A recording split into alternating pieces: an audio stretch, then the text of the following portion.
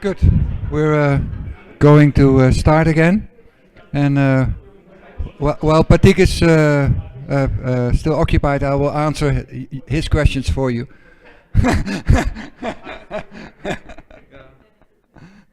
So, just for one thing I would like to announce is that there are several people online, and I just want to make sure that they invite them. If they have questions, they can put the questions online, and Francisco will convey them to me. So if they on the chat, just put questions. So if there's any questions somebody has online, you can just put them. So I'll do the same format and 1, 2, 3. All right, I told you I had a comment for you that I wasn't going to share with you before.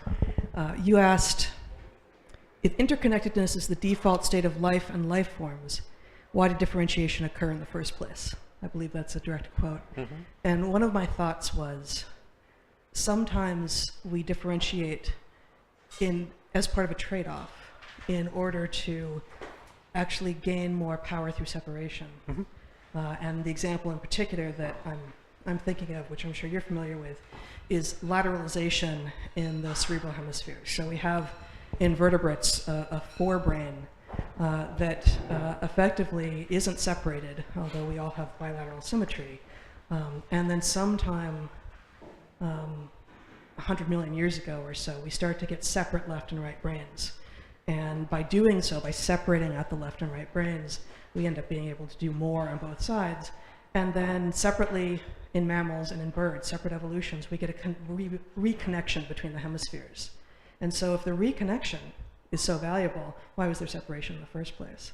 And I would say in some cases there's value in hiding things from yourself, right? Sometimes you want to be able to do things special in a specialized way over in one corner of your brain or one corner of your life, and some other things in another corner of your brain, another corner of your life, and connect them back up when the time is right, but not have them constantly in contact with another. So that's one quasi-metaphorical, quasi-literal answer to the question, which isn't a question to you, just a comment. No, thanks. I appreciate that. At a more sort of simple level, the question is,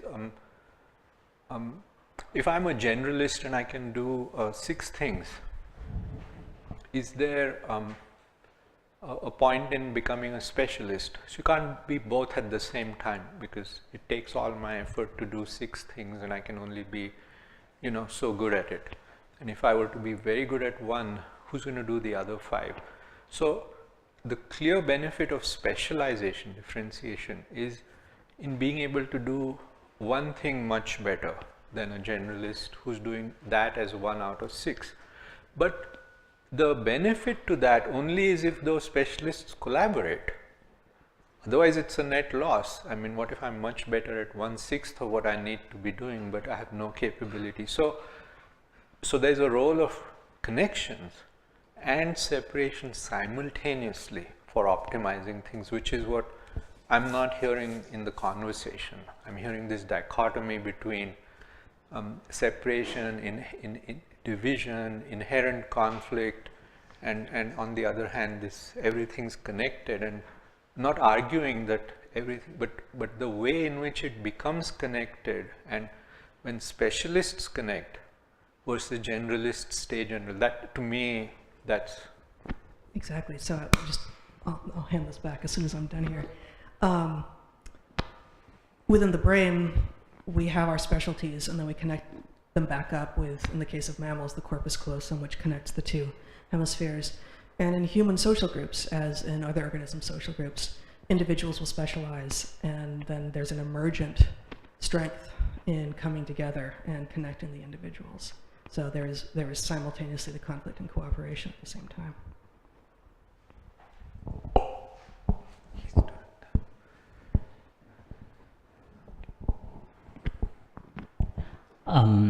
I had a comment about the "You Are the World" slide that you had, the last but one slide. Just wanted to, my comment was that the whole slide sort of seems consistent in the light of Krishnamurti's work, if you were to take into account that his work is talking about the conceptual self and not the bodily self, as you pointed out in one of the previous slides. Then I felt like entropy, yes, in the bodily sense, you need to restrict that, and the body is going to do that. That's in the realm of the bodily self. But in the conceptual self, the invitation from Krishnamurti seems to be that keep dropping, right? Let the entropy. Yeah, that's my understanding. Keep increasing so that everything goes away. Then let's see what remains. That's one, and the second one. This is more of a question, but you put up a slide about creation, and right, without a designer, or creation, such exquisite creations without a designer. And looking at the slide, I got the impression that you're suggesting there is a designer, or there's some. No, okay. Absolutely not. I mean, I see. So then, how does it come about those exquisite creations then? And for that, one needs a little bit of time to understand better the process of evolution by natural selection. So, if the conditions in which I exist are going to remain what they are indefinitely, and if I have been built over time to fit well and function well, then there's not much point producing changes over time, either in myself or in my offspring.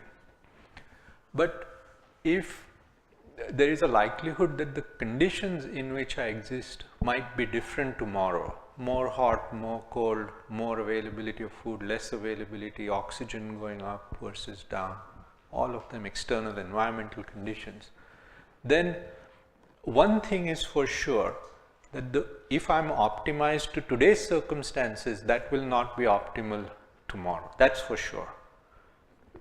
By the very fact of having become optimized to these particular circumstances. So, what brings that about, that change? Or are you always struggling to cope up? So there's certain adaptations. This happens at many parallel levels. It happens in an individual lifespan to an individual who's already grown and developed, because we all exhibit adaptations. It happens in development, and it happens over time, and then across species and so on. So if the mechanism for the seed of the possibilities, the different possibilities, is directed, but I think it's going to be a little more cold than hot in future. Why don't you stock up on things for warming you a little bit more, hedge your bets? Then it's already going down the path of something has predicted, and it's almost immaterial whether it turns out to be so or not. But there's a direction, and then there's where did that come from? But if one doesn't know what it's going to be, and if one wants to prepare for any eventuality, not that it means you'll be successful at it, but with the preparation, then randomly toss a coin and change in any way that you can, and then it'll either fit or not fit. The kiss of death is to stay the way one is, because that's the one guarantee that it won't work in different circumstances if I'm optimized for today's circumstances. So that's what brings in the randomness in the production of variation. The natural selection part is relatively easy to understand, what works in those circumstances from what I have to offer it. Now, the part where it looks like there's something exquisite in design is a feature of the vast majority of this not sustaining itself. So for all the variation that's produced, the vast majority cannot sustain itself because it either is no improvement over the other or it's a detriment. So it dies out. So, there's one line that explains this well. Every single one of us had ancestors, but not every one of us will have descendants. There's a huge amount of censoring. I tried to get into that even in terms of the early part of life. So the things that have been tried and didn't work, not because they were bad, but because they didn't fit those circumstances at that time. You won't see them. If you look at a book of the history of ships and rafts and so on, you'll see these Polynesian ones, and you will never find in there the majority that were tried, because they're at the bottom of the ocean, they've sunk. The ocean has done the selecting. So when you flip through the pages, if you just have a historical record, you have a very biased record of what worked. And then it looks like a progression. This added, this added, this added, and each of those is a new design feature that is nice. And you can't help thinking, how could this have happened without a, and then these people use terms like supreme intelligence and this and that, and because it's so unimaginable. I like Dawkins' metaphor. You go for a walk in the hills and you see a rock, and you don't sit and wonder, well, why does it exactly have these contours and shapes? You go, rocks, they get affected by the weather, the wind, the rain. They develop whatever contours, it's no big deal. You have to see like an exquisite watch, a mechanical one, no battery working. How could you believe that it randomly came about in its production over 2 million years? And all the design that we carry is far more exquisite than any simple watch even. It's a very difficult concept to understand because it's so simple. The principles are going, it sounds paradoxical, but it is so astonishingly simple that it's very, very difficult to get one's head around the mechanism for evolution by natural selection. But when you get a sense of it and a feel of it, there is no question of there is no place at all for a quote-unquote higher purpose, a designer, a goal, a destination, no place for things like right track, wrong track. Anyway. All of this. You want to continue? I'm just wondering because Sorry. there are many questions, and I could take one question and elaborate. Okay. Maybe pick your. Maybe you can. Oh, I had two sort of specific questions and then a more general observation. The first specific one was on your loneliness indicator.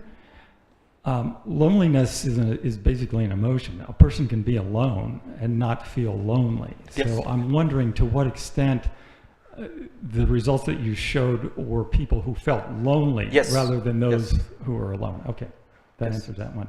Yes. The second is your reference to entropy going down. Entropy, as I understand it, applies to a closed system where there's no energy matter coming in. So how, you don't have to answer this right away, but I'm unclear how that actually corresponds to, An open the Earth system. or human beings or anywhere, any other systems that aren't closed. And then finally, my observation, I think you had some incredibly interesting examples of how evolution produces organisms that are created optimally, basically to survive, whether that's a species, whether it's an individual, or whether it's a group. The question that I have, and in reading Krishnamurti, it's not so much looking at those and making some judgment about having innate ways that we react to things, everything from anger to jealousy. There's very good evolutionary reasons why those behaviors have developed, or they would have never developed.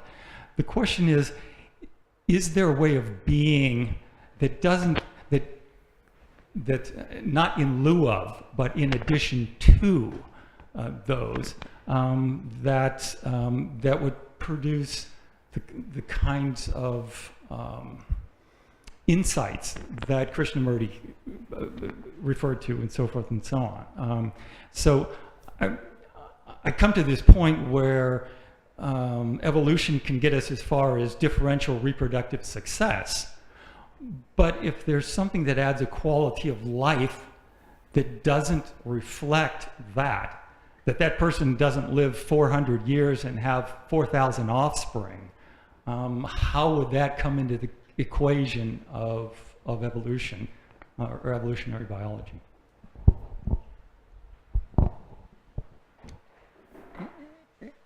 So just remind me the beginning of the first question. Just Oh, the entropy question. no, the one before that.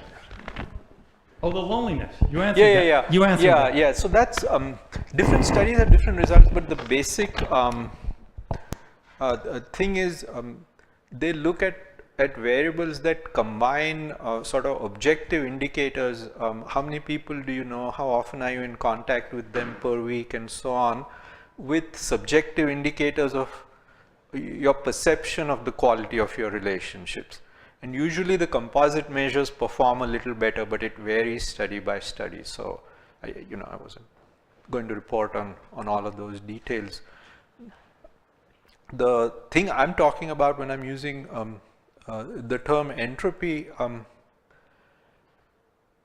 it goes back actually to considering the place of what's going on here in the context of the entire universe, and that being a closed loop system where there is no difference.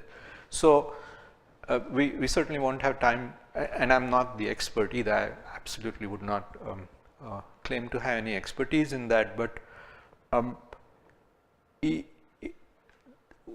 going down this path actually has a bearing on making a correction, at least in my opinion, to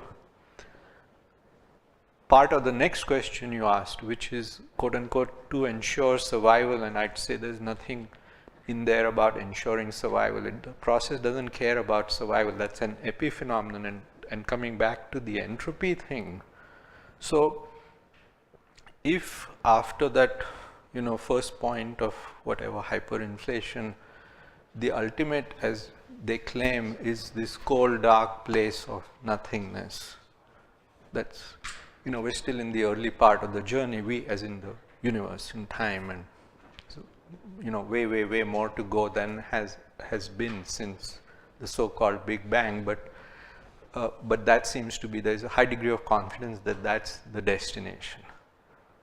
So in the face of that, how is complexity growing? How are things getting together from something that wasn't differentiated in the beginning? And there are certain answers proposed for that, and the bottom line is that when complex things break apart, the efficiency of dissipation is more than when they dissipate from a simple state. It's a very a disappointing answer that it's all for that eventual thing, and this is in the service of breaking up more efficiently, and there's nothing more to it in complexity. So when you understand that and change, then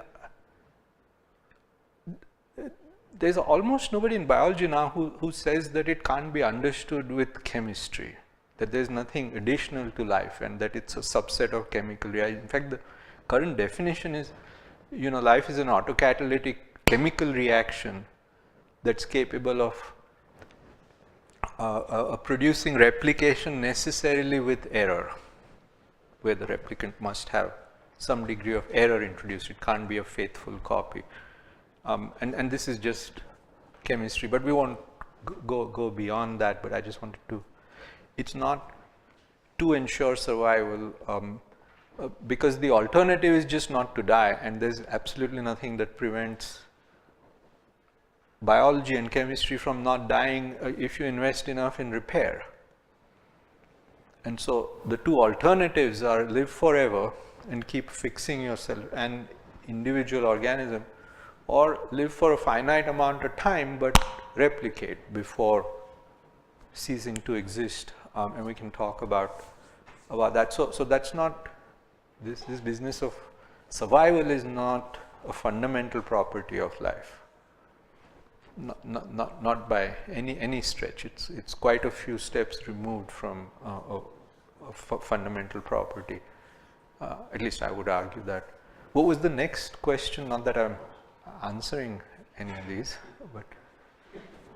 Well, I think the question was with the state of. In observing ourselves without being judgmental, because there are going to be ways in which we behave and react that have to do with how evolution Absolutely. is there a way, and I'm referring now to some of the things that Kay has referred to, is there a way of being in addition to that, which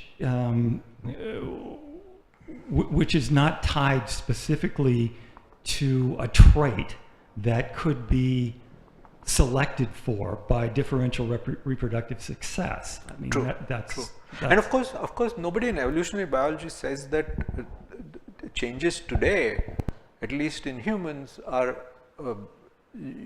driven by reproductive differential success as much as so-called cultural evolution, where you pick up things that are stored around and incorporate them. But that aside, because that's, at least in this particular species, that's the primary way of effecting change in relatively short periods, like of units of 10,000 years. It's not through DNA base pair sequence anymore, because there's so much out there that. But that aside, we can certainly talk about that. I don't know how to respond in general, but I would say two things, if I sort of get a sense of your question, if that's even remotely reasonable, my understanding of it, not your question. One is that I don't think any of us would argue that being less under the grip of things that none of us like would be better. It would produce relief. It would help. But from that, can you extrapolate that there could even be a state where there's the absence of that? And I'm just cautious. Sure, if I'm less opinionated, then I'm able to relate better than if I'm more opinionated, and I can work on my trait of opinionatedness or whatever. And there would hardly be any debate, because everybody would say, yeah, sure. It's this that produces it, and if you're less caught up in it. But then from that to propose a scenario where can you live without forming opinions is I don't know. I don't even want to say, I don't want to sound as if I know the answer, but all I'm saying is that it doesn't logically come from this. The fact that, I can exercise and I can run a little faster when I'm more fit, but I mean, how ridiculous would it be if I go, can I reach the speed of light or something? That's even a ridiculous. Anyway, I don't know.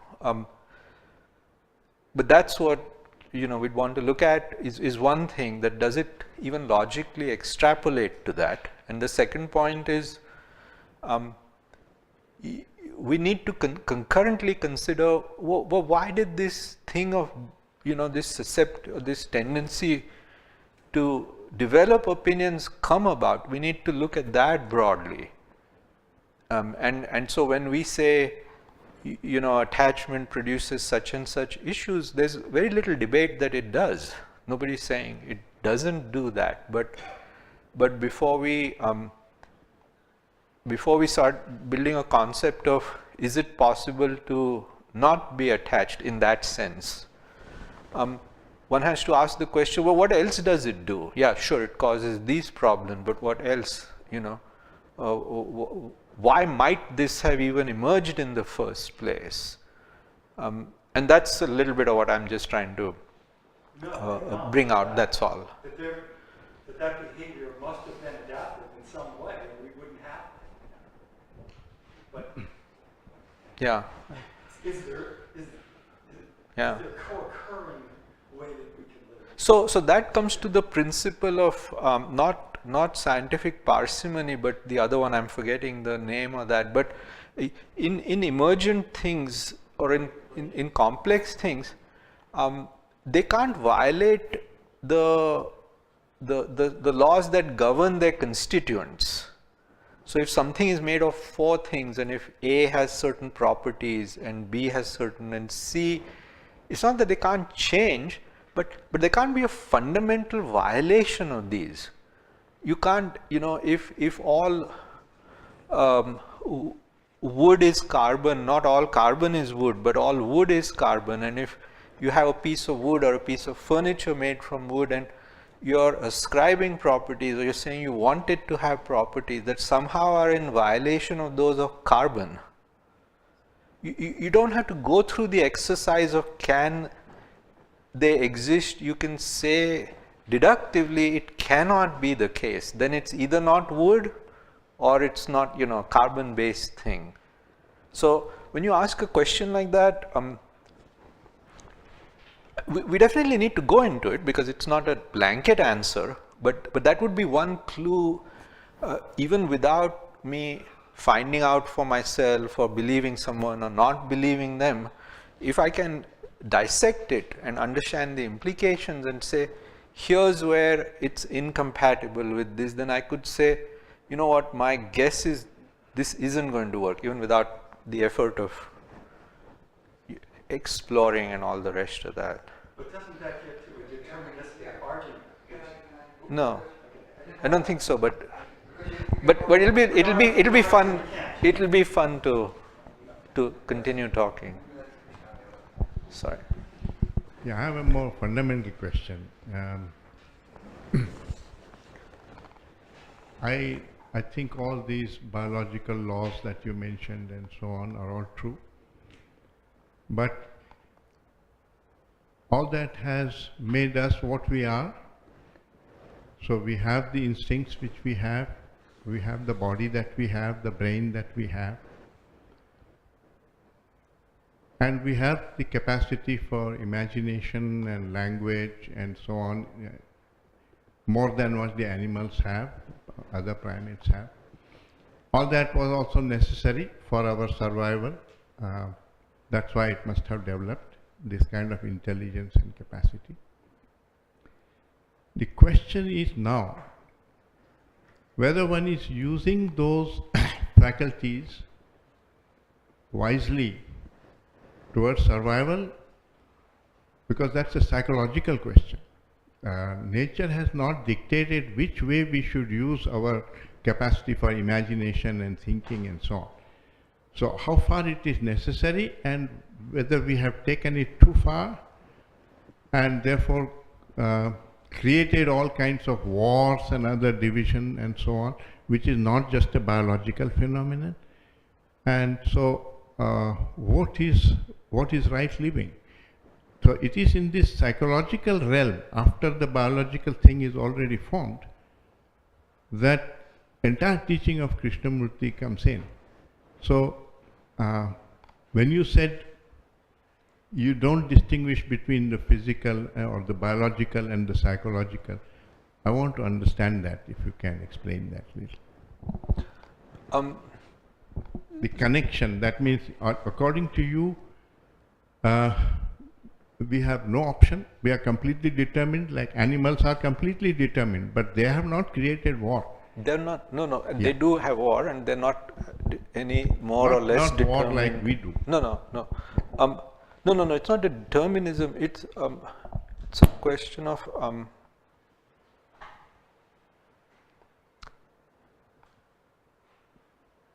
if we accept that, let's say a feeling of affection is a psychological construct, and then if somebody comes and tells us that actually it's a biological construct where there's this molecule called dopamine that is at the heart of it, such that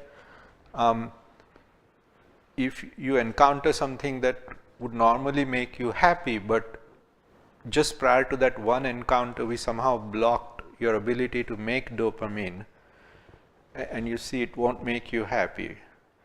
And then in some other scenario where nothing has happened to make you happy, but we covertly feed you with some dopamine, and you have this inexplainable feeling of happiness that you can't attribute to anything, or you do, but it's retrospective and so on, then how can somebody continue to assert that happiness is a psychological construct when by manipulation of biology, by some concrete molecules, I can at will produce it or at will take it away?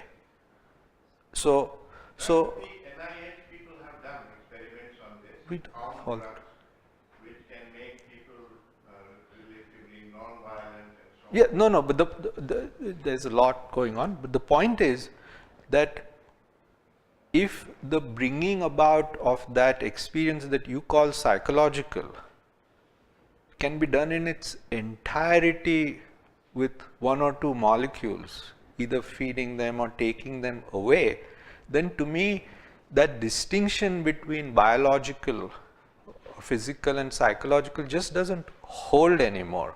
Which is not to say that happiness is equal to dopamine, but if dopamine plays a role, or fear and amygdala, it's from that sense that I say that that distinction is not tenable. They're not separate entities.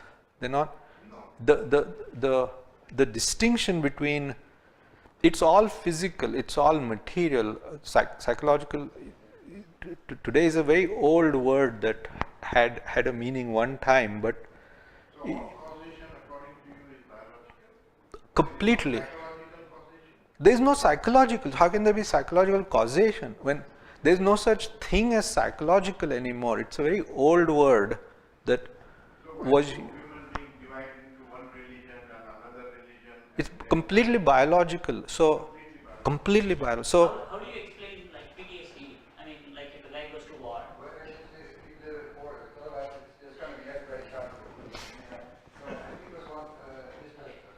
So the susceptibility, we can go into that, but the susceptibility for belief, we were talking about that a little while back. So when one is presented with a scenario such as I come and tell you you've never been exposed to this concept, and I come and tell you there's this thing called God and it has such and such shape and properties and so on, and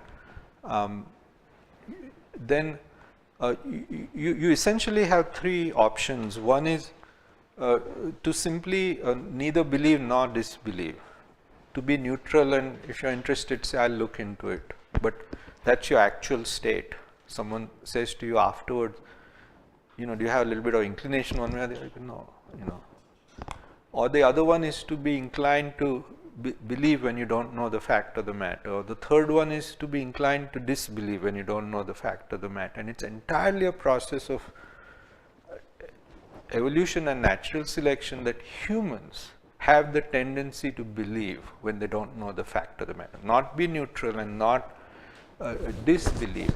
And there's an adaptive significance to that we can discuss. And that has, so in a group of humans, one person could have that as a stronger tendency, the other. You may even have an outlier who habitually disbelieves.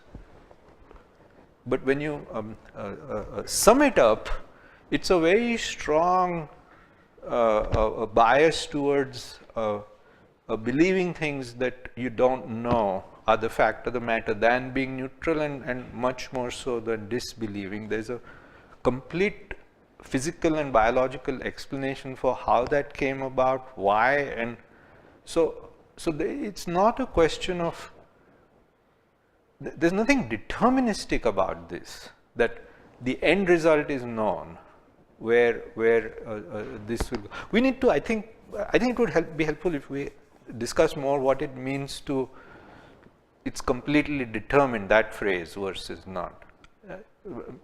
Maybe it will be helpful.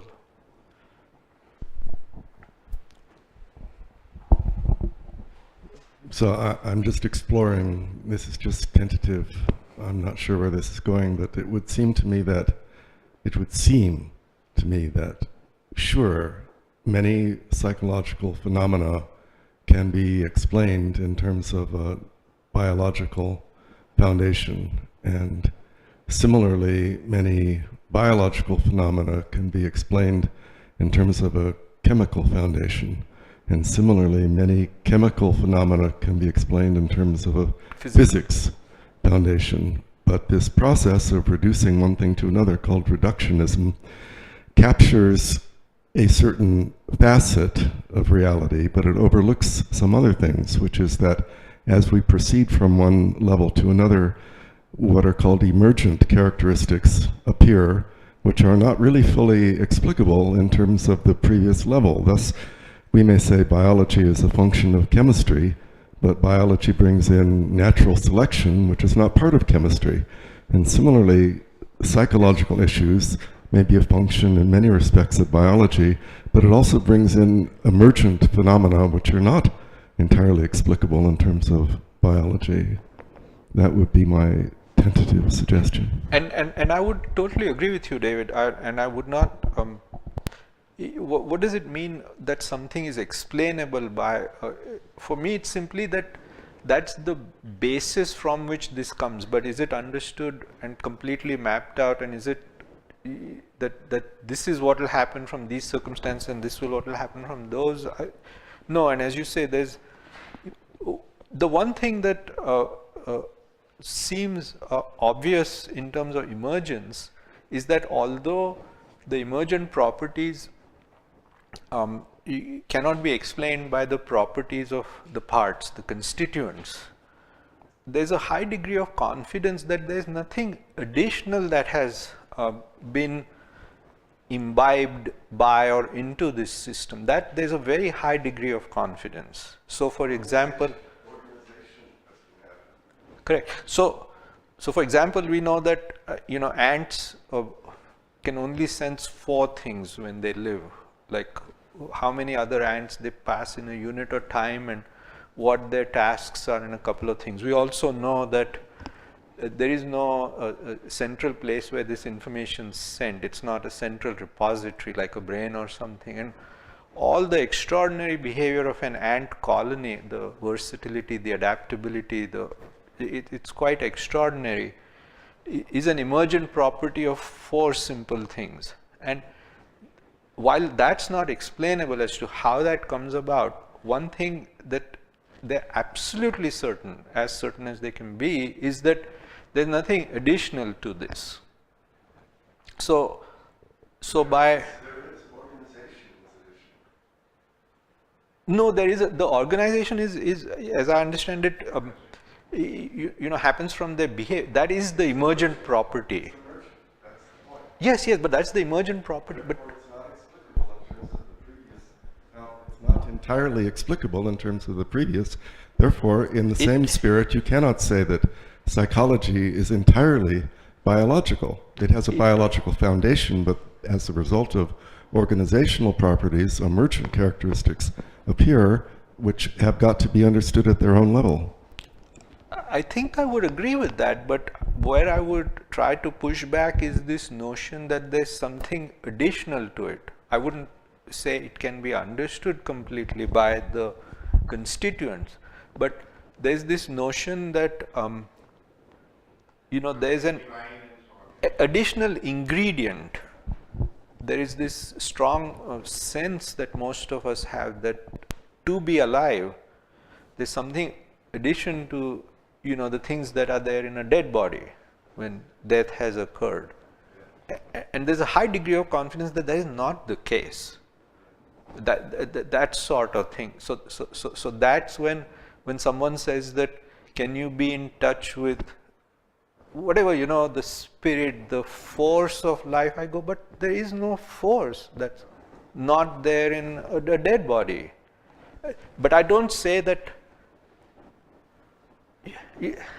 I don't know if I'm explaining it, but. So what keeps the body alive is the heart, like the beating heart is what keeps the body alive. I mean, it's a bunch of things. I mean, we can go into that, but it's not like some vital force. It's not like, and then it's gone when death happens. There's nothing that wasn't there when something is dead. There's absolutely nothing there that wasn't there when she or he was alive 10 minutes back, or is gone, y- Well, anyway, leads segue to my question, which is really about what might be there is conscious experience, felt experience. And as I think about the dopamine happiness example, it feels like there may be some circularity in what I was hearing that put the dopamine in, and now I'll tell you, I feel happy. Take the dopamine out, and now I say, I don't feel happy. I'm not altogether sure why the dopamine becomes the basis. Now, I understand that if we adopt the material or biological framework, the dopamine or the chemistry behind it is the basis. But if we're really staying with an open mind about it, it feels to me, at least so far, one can move the other way. Not to deny anything about, and maybe what David was talking about with emergence, but not to deny that all those properties are there on that physical, biological level. Can you help me?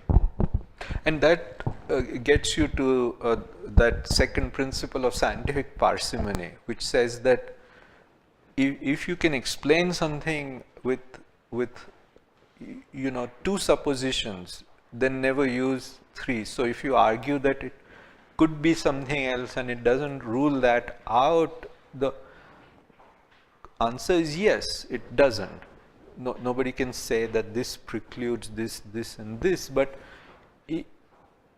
if you can explain something or understand something fully with just a couple of things, then you sort of expressly don't go to a third. I'm not sure if it's me, but to me, that's how I'd want to respond in terms of sort of parsimony. Yeah.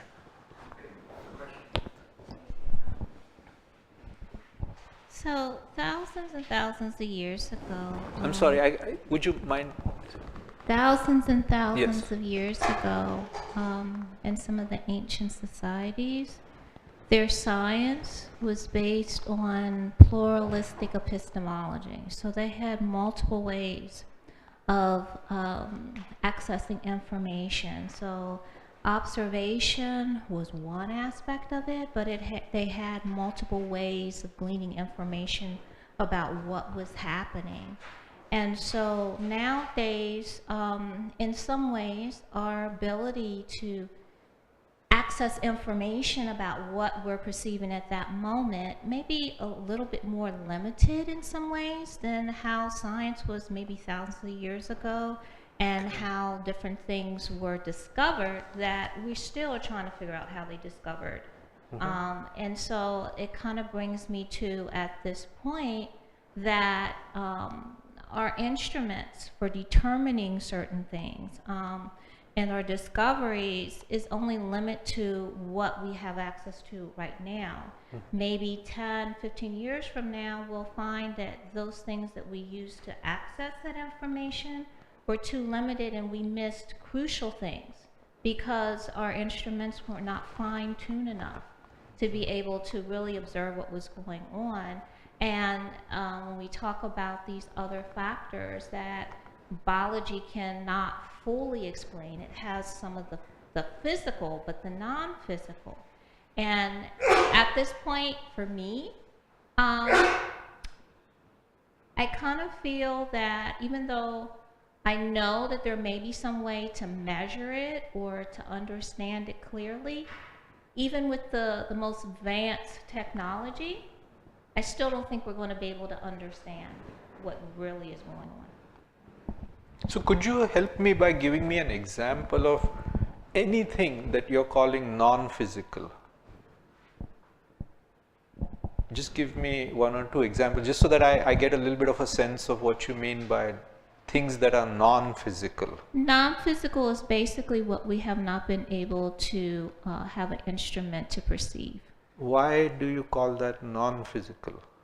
I mean, Because- why might it be, why not that it's physical but we just don't have an instrument yet that can measure? What makes it cross over into the domain of non-physical just because we haven't developed a tool to look at it or see it or measure. I'm not saying that it is necessarily non-physical. I'm just saying that we may consider it non-physical because we cannot perceive it.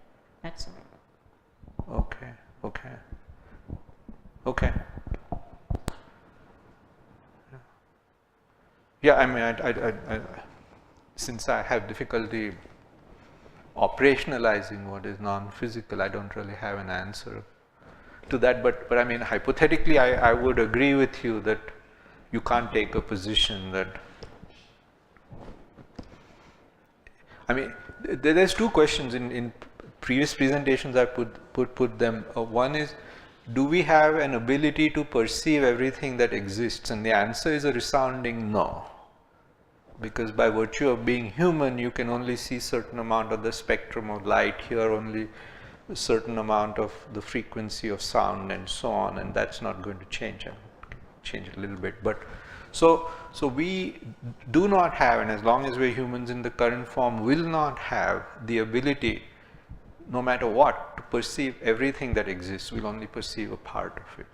The second question is everything that we perceive, does it really exist? And the answer is a resounding no again, because there's a lot of reconstruction. So I would try to build.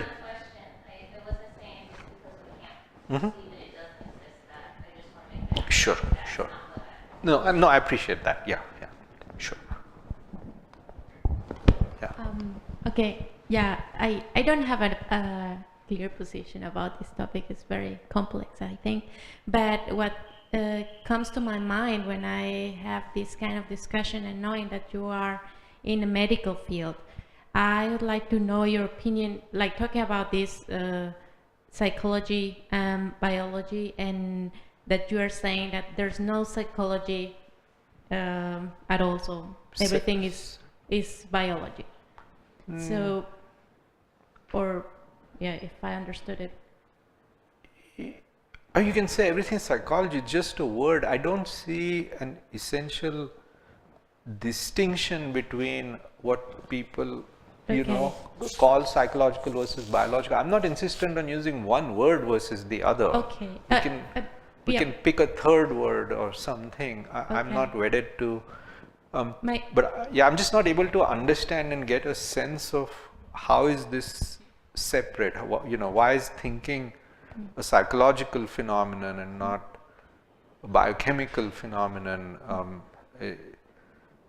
sort of thing, Okay. Why is it any different than I mean, kidney function? Based on that, what you have said, my question is, what would be your opinion about the studies, the randomized studies, when you use placebo in a patient, when the placebo has a psychological effect?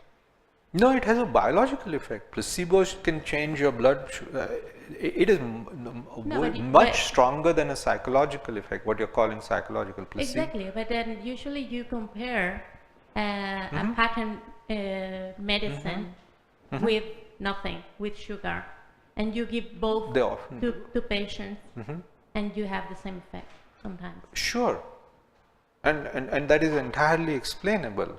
There's nothing very mysterious about it, which is the expectation. It's classical conditioning. So if so is that biological? Biological conditioning? No, it's called classical conditioning. It works biologically. So, I mean, the first studies of this were.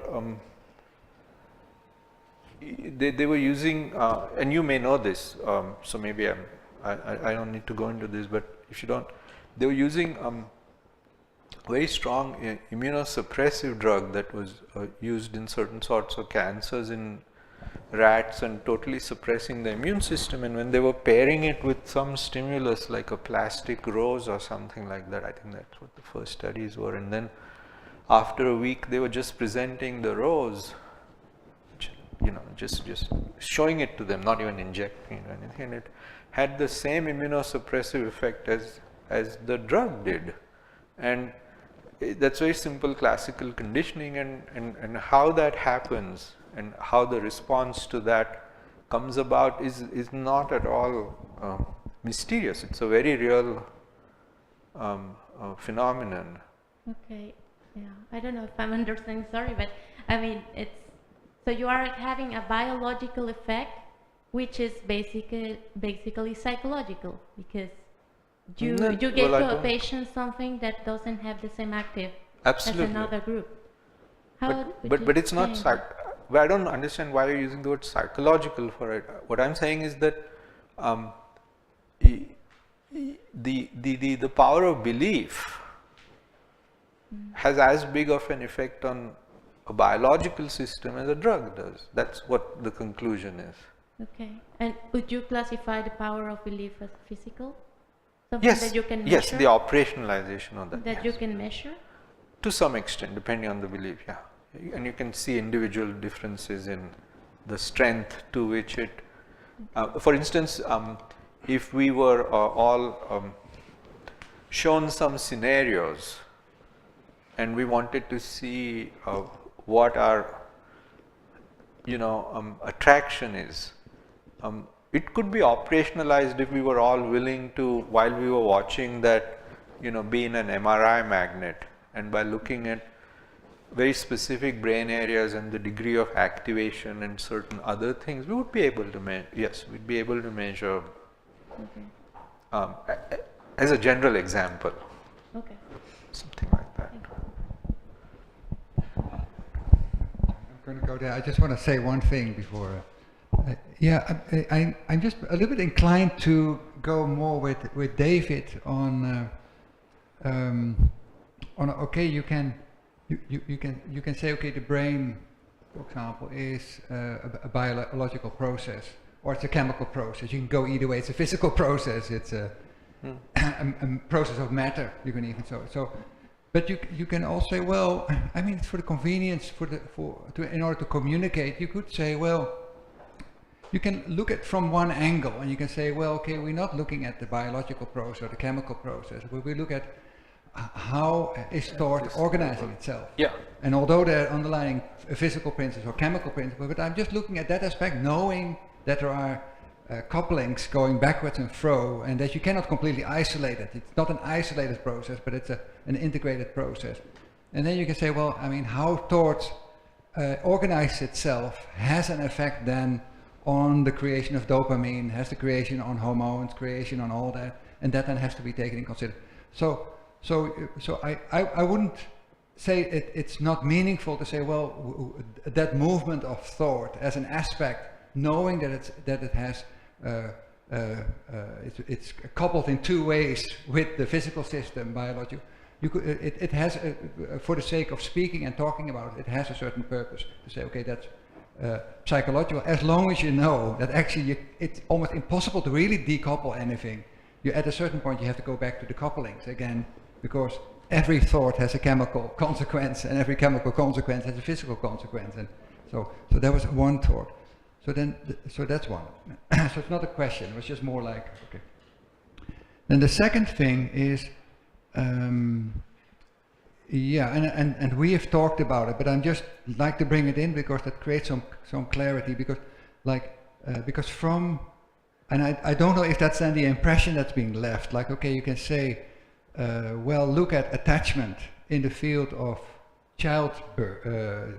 children, infants being growing. Without attachment, a child will not grow, and we know there are many examples of that. It's impossible to. So, but for them to leap to, well, and therefore you need attachment, so you cannot go without attachment. That's so I think there's, so first, attachment might not be attachment in the sense what we call attachment in one field, which is in the child, I think, rearing or child upbringing. Yeah, sure. Is maybe not the same as the attachment of a husband and a wife or something on that. That might not be the same phenomena. Okay, so we might first have to show that it's the same phenomena, and then we say, okay, because a husband or a wife can easily grow up without each other, but a child cannot. So there's already some different aspects to it. And somehow we're saying, and where Krishnamurti is then talking about that, okay, the attachment in that area, in that subdomain, seems to have an issue, which might be more in the, when you showed the graph where the Yes, area yes, was where yes. the narrative or the Yeah, the, yeah. so the conceptual self on that level is might be where the issues are, and so we have to leave we just have to be mindful of the fact that you cannot just then from that make a generalization. This is attachment, so get rid of all attachment, and that is a sweeping statement where the problem comes in with Krishnamurti's work.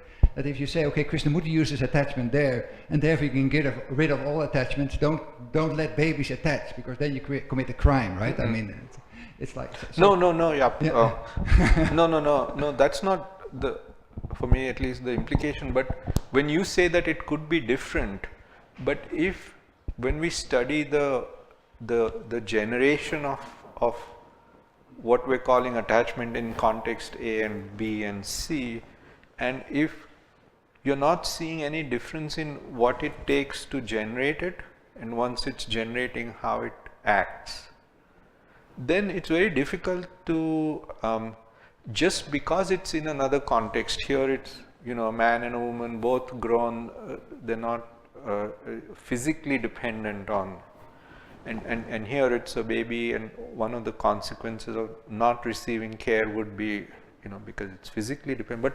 But if the phenomenon of what's happening, when you study it and look at it, you don't see any differences, then you also cannot say that, you know, these might be different and we're just using the same word. There's a basis to using that word.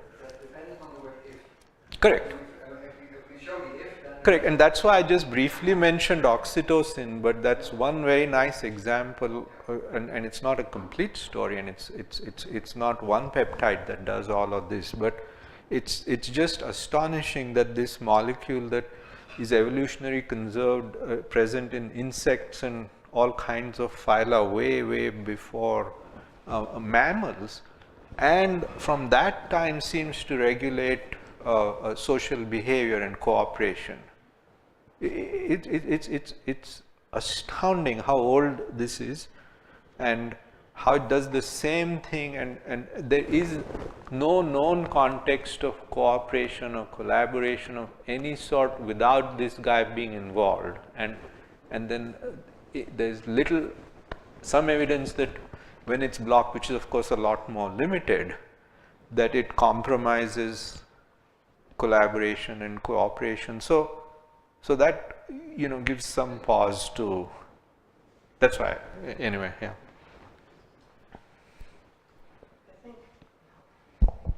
How about now? Okay. I think one way to cut through this Gordian knot of biology versus psychology is to recognize that our categories are human, that there's underlying reality, but that the names that we ascribe to things and the places where we put the boundaries are our own constructs. And especially people who aren't biologists often hear explanations that are biological and hear biological determinism and get scared and want to push back against it because it sounds like you're taking away a person's free will. And I think Pathik and I both are more comfortable with that because it doesn't sound deterministic to us. And so, and I'll talk a little bit about this tomorrow, but I'll bet that if you asked all of us in this room where we put the distinction between biology and psychology, we would come up with different answers. And they'd be overlapping, it'd be different kind of Venn diagrams, but they'd be somewhat different for all of us. And what is true for sure, I am certain of, from having tried to falsify this idea many different ways and going to smart people and trying to falsify it, is that what it all is evolutionary. Where the boundary between psychology and biology is, and therefore what tools tend to be the best things to determine what's true and what the best ways in will vary. But all of it is evolutionary, and if we know that, then we can begin to understand what that means, and then we can learn to push back against that part of what is evolutionary, that part of what we have inherited that we feel is not good for us as individuals or as a species. It's not a question. Okay, two more questions and wind it up. Yeah, so I'm just wondering, in response to what Heather, right? What Heather was saying, where, you know, we the concept of biology or psychology or physics or you know, whatever, anything is a human construct, and in that sense it somewhat limits our the way that we look at things, or in a sense that we're looking in a particular direction with a particular mode of inquiring. Okay. So I'm wondering, do you see, and this is really an open question, I'm not trying to load this question, but do you see any point where this line of thinking in biology is a limitation?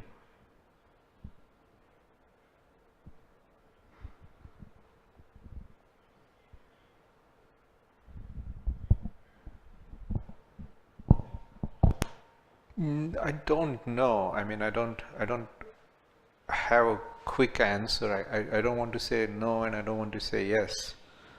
But I do want to make a comment, and maybe it's totally tangential, and maybe it doesn't even have anything to do with your comment or your question, but something I forgot, but I'm not sure if I think it was Jaap, but I'm not sure if it was David or Jaap who during their presentations brought up something about technology and, you know, where is this going, and if one doesn't know how to responsibly handle it and so on. And the comment I want to make, which also refers to this whole business of inner versus outer, and is the outer a reflection of the inner, and if you want to change the outer, do you have to change the inner first, or because the inner is a reflection of the outer too, you can change the inner by putting individuals in different outers. And I said that I think the strength of the evidence is from outer to inner more than from inner to outer.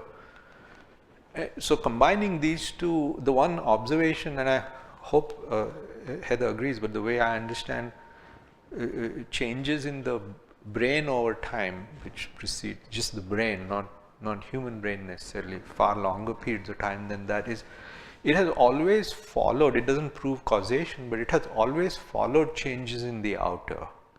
So for instance, one of the biggest changes in the brain in recent, 100,000 years or so was apparently very closely following the discovery of a technology that changed how much time the human had to spend gathering food, and that technology was the ability to intentionally set off fire.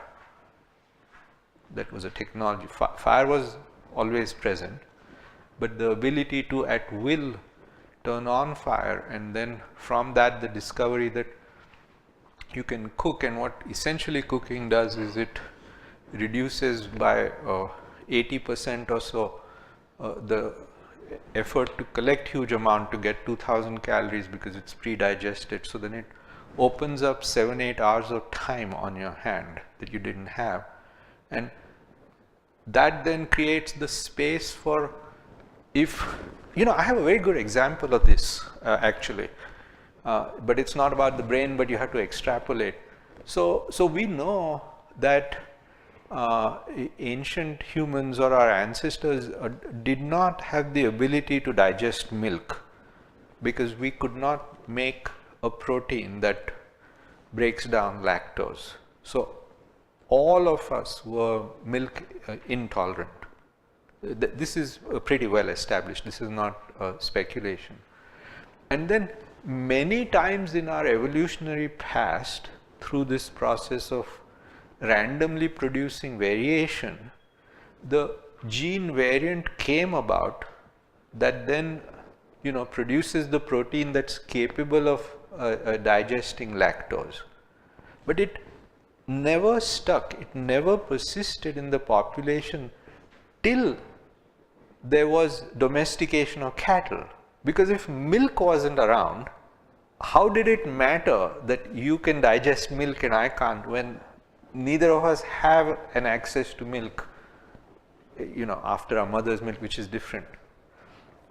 So it's only in the presence of milk that the gene variant that codes for the protein that can digest milk gives the person who possesses that an additional ability, right? Then they have one more food choice, which is milk, which the other person doesn't have. So if there isn't the space for becoming more smart, I mean, how smart do you have to be to spend 10 hours collecting leaves, 4 hours eating them, probably half an hour pooping every day, a little bit of sleep? How smart do you have to be? Not very much. What are you going to do if you're extra smart? If you suddenly are 20% smarter than me, so what? If we both have to do that activity, how is your smartness going to give you any kind of advantage over me? It's none. So it has no meaning. But if we suddenly had 8 hours of time on our hand where we didn't have to do anything to sustain ourselves, because we're done in 2 hours now, we can gather the food, cook it in 20 minutes, and we're done with providing ourselves 1500 calories for the day. We've got 8 hours. Now, in that context, someone that's a little smarter could come up with things, and that has in fact produced expansions of the brain. Again, I can't say causally, is that reasonable? But we know of no instance where the outer circumstances did not precede all the major changes in brain development. Anyway, I don't think it was really related to what you were saying, but I decided to use it. Okay,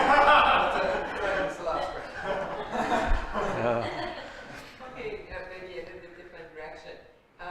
You mentioned that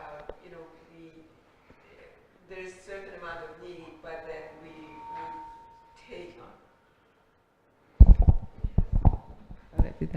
on. You mentioned that we have certain amount of need, and then we usually take more than that because we would lose some. So we kind of So is there anywhere in our system that would understand and get it that when we go beyond that, then it becomes cancerous, right? When you collect way more than what you need, which seems to be the state of the world right now. Like, we have something and then we need that, and then we go even beyond that, just do you really need that many? And they're like, no, but I have to have it.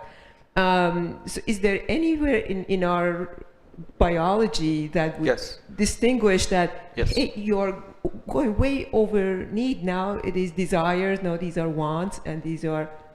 It's not the way you describe it, that's not how it happens, but there is a system that does exactly that. It's not a conscious system, it's not something that makes an calculation of need and how much you're getting, and does it match or is it less or more and how much. It's a much simpler system that lands up doing the same thing, which comes from the fact that anything you put more into is at a cost to being able to put less into something else. So the ultimately what emerges over time is a balance between maybe this is a silly example, but since it comes to mind, I'll go with it for the time being. We all agree that it makes sense to have a little bit of excess storage for a rainy day. You don't want to rely on the water supply from Ojai. You want a tank here that can store some water. So if there's a disruption of water supply, we all know that if there's a family of 4 living here, maybe you make some calculation and you want to be on the generous side, but it would be ludicrous to build a tank with a 1 million gallon capacity, right, for a family of 4. I mean, beyond ludicrous. And the reason why it's beyond ludicrous is not from some conscious understanding of this is absurd, this greed, but because the act of doing that would take away from something else you could do. Because you can't do all of them, and for that there are beautiful biological mechanisms in place that would do that without needing appraisal, a judgment of this is right, this is too much. You see, it would happen automatically because of the consequence of it takes away from something else. Yeah, my question is that is there anything in our system that can remotely calculate that? It is happening. It is happening right now as we speak. It doesn't look like it, given the state of the world, but not only can it, but I would say it is happening.